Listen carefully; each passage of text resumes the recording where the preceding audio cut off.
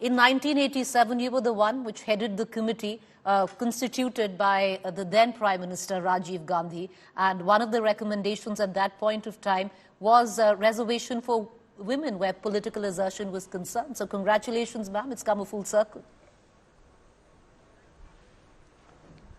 Thank you, it's a dream come true. Would you take us through the long journey, Ms. Margaret Alva? 1987, it was something which was brought in Parliament as well today by Adhiranjan Choudhry. How under Rajiv Gandhi there was, at least an attempt to bring in parity where women were concerned in the political field. And it's been a very, very long journey ever since. Will you take us through the trials and tribulation of it? Because you were, if I'm not wrong, one of the very few women, from that committee which is still around to tell the story of what happened.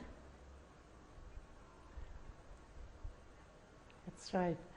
It was Rajiv ji who asked me to put a team together to work on the all-round empowerment of women during a 10-year period.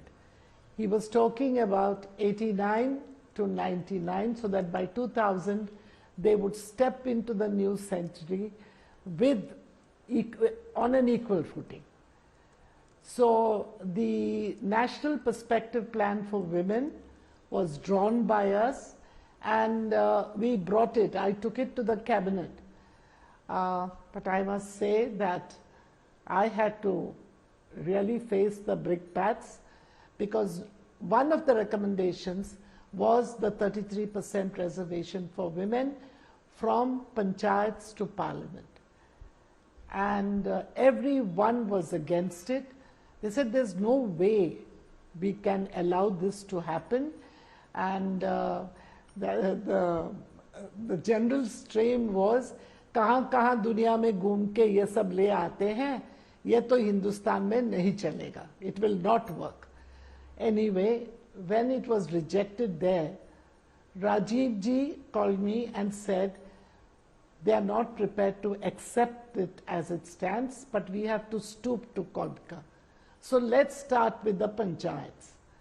And then started this whole exercise of getting women in the rural areas, in the local areas, to come out and support this effort at bringing them into local bodies. So that constitution amendment we tried to bring in 89. It was defeated by the opposition. We lost the government, and soon after Rajiv ji was assassinated. His dream unfulfilled.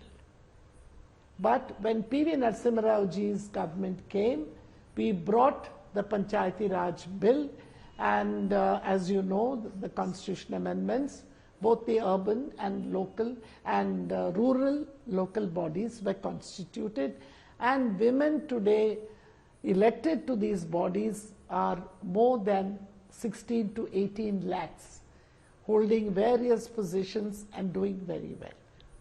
But the next step which was envisaged of taking it up to the assemblies and parliament, they would not hear of it.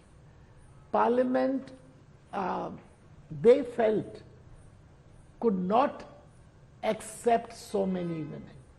And I don't know why they were afraid, but they just wouldn't listen.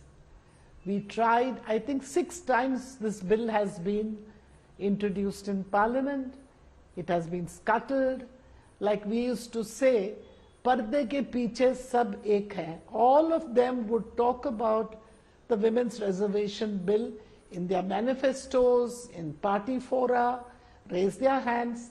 But when it came to the actual passing of the bill in Parliament, they were not prepared. There was no quorum one time.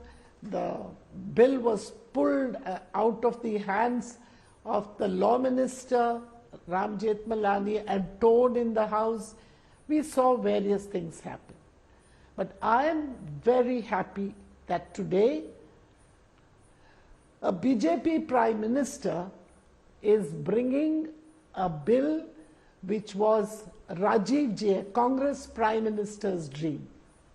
And I congratulate him and the government for taking this initiative, and that in the new parliament, the first bill that is being introduced is the bill for the reservation of women. 75 years after independence, at least our demand is being heard and being acceded to.